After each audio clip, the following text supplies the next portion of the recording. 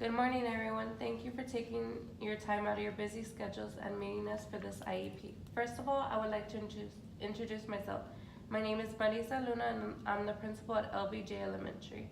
I'm here to make sure this meeting runs smoothly and accurately. We hope by the end of the school year, Maria will be able to improve with the help of all of us. As the administrator here at LBJ, our mission is to create a safe environment for all our students. And Maria is one of our top priorities. We're going around the room to introduce ourselves. I'd first like to introduce Mrs. Gutierrez. Hi everyone, good morning. My name is Mrs. Gutierrez. I am the mother of Ms. Maria Gutierrez. I would like to thank you all for having me in this meeting, and I hope that we can come up with a method that helps my child in her academics given her situation. Hello, good morning. My name is Mrs. Juliana Quiroz, and I'm Maria Gutierrez's general education teacher. It is all of our pleasure to have you here, Ms. Gutierrez. I am Yaretsi Robledo, the educational diagnostician that will help discuss the progress or lack of progress of your child. Hello everyone, I'm glad to be here. My name is Alejandra Ortiz. I'm a special ed teacher.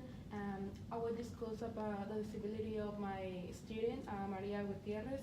Her disability is learning disorder and speech impairment. Her fluency, comprehension, writing, and speech skill limit her English language art performance. She reads 2 words per minute with my help, and she struggles heavily with understanding what she reads. She also struggles with putting her thoughts together in order to write a simple sentence. As well, expressing herself as she communicates with her classmates, teachers, and her parents. In her speech, she cannot pronounce the R sound for many words, and instead substitute it for the sound of the letter W and has us like this. Yes, and I'm just going to continue going on with what Mrs. Ortiz is presenting here. So our main concern with Maria is, of course, her fluency and comprehension in reading. So that's why that's our annual goal, for her to become an independent reader. And so there's a couple of objectives that we've outlined. So we want her to read daily from a fluency chart, and that will be with the help of Mrs. Ortiz and myself in class. We do have a team teach collaboration in my classroom for 3 hours every day. But we also want you to be there at home, reading with her, reading from that fluency chart that we will provide just so she could reach that annual goal of being an independent reader. Yeah, I hope at home I do try to help her. I go along with her for like an hour after class, after her school, and I help her with the reading, trying to improve her minutes for reading. Yes. And it's every day after school. Yeah, and like she said, she is reading at a really low level. 2 minutes is like, we need to reach the 60 minutes. I'm sorry, 60 words per minute. That's for a second grader, and that's our goal, right? That's what we all want to reach. We also want her, for her comprehension, not only reading but comprehension. That's something crucial for her to understand. So we have provided several comprehension questions after she reads in class with our assistance, and we'll be providing that for you for whatever book that she'll be reading at home. We just need to get that practice in every day. Another goal that we would like to address is writing complete simple sentences independently. She does struggle to express herself in her writing as well. Most of the other students are able to complete a sentence, right? And she doesn't, like, it really is a struggle for her. So some of the short-term objectives that we have are using flashcards that include the nouns, verbs, pronouns, so she can create 3 to 4 word sentences. And this is just for her writing. Is it good with her speaking, or is it? This is just for her writing. Her speaking is also something that we need to improve, and I have detailed some other objectives. She could just be imitating what we say, basically. I mean, she just needs to be exposed to people speaking a lot. I feel like maybe she might be an introverted child, maybe. I don't know if you've noticed that from her, but And yeah, just continue exposing her to speech and to reading. I don't know if you would like to tell us more about her current progress. Yes, in of that. course. So we strongly believe the alternative measurements that we have done with the student has helped her provide the best services and support for her academic skills. So we will definitely continue to provide multiple opportunities for engaging authentic practice. The student will also continue to participate in read-alongs with the whole class. This will also increase the fluency skills. Some of the suggestions that we all can work with is expanding time in the afternoon for the reading intervention. And for the last couple of days, I have noticed that Maria has increased about 10 words per minute from her previous fluency test. So we will definitely focus more on that part of the reading and comprehension skills like Ms. Juliana commented.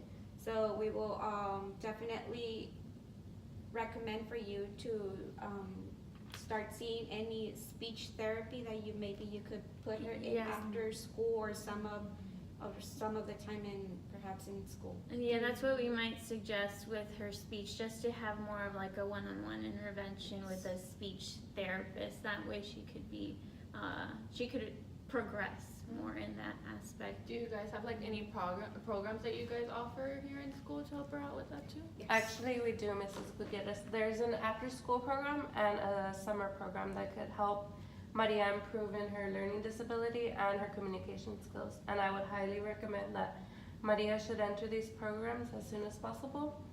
And during the time, if Maria does enter the program, she'll have a tutor that will help her guide her throughout the activities. And the tutor it'll just be her and Maria one-to-one. So that'll really help her out. Will it be like meetings to inform me throughout her achievement or her improvement? Yes, definitely. That's what we were going to tell you about as well.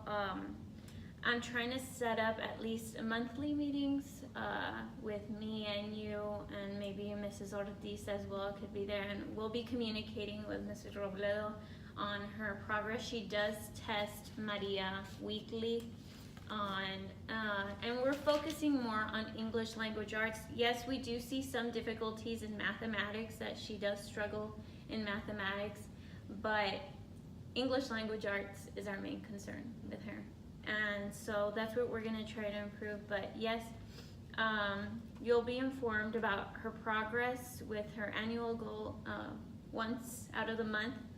And comments on her progress will also be reported. We send out we send progress reports as well to you all every 3 weeks. That's every 3 weeks. And we will include how much progress she made toward her annual goal in percentages, and we'll also communicate with you via email if you have any other questions or if you need any more information on her progression. Also, one thing that I forgot to mention is that she is currently in a tier 1 intervention, so we have to move up to a more intense one. Right. So I honestly recommend more of the fluency passages be done probably like 2 days, so we could increase her fluency. Right. Yeah, like we said, it's just English language arts that's our main concern. I don't know if you would like to say anything about her mathematics skills, if you think that's a concern as well. Well, I mean, she's been doing a little better in math, but yeah, I see her struggling more with her English language at home, and that's why I try to like get her to read at least once or twice after school with me and like by herself and see how far she gets. But I feel like English is a little bit more to prioritize than the math. I know the math is just as important, but she does do a little better with her mathematics. Yes, and I mean, like, once we start getting her with that, I think it'll jump over to the mathematics and she'll be able to improve in that way, just because of her lack of comprehension, which doesn't allow her to then comprehend it in like mathematic problems. But yes, and we also want to, mention like your primary language is English. So, I mean, that should help her become or improve more in her English language. It would be a different situation if your primary language was Spanish or any other language. But yes, we do see that.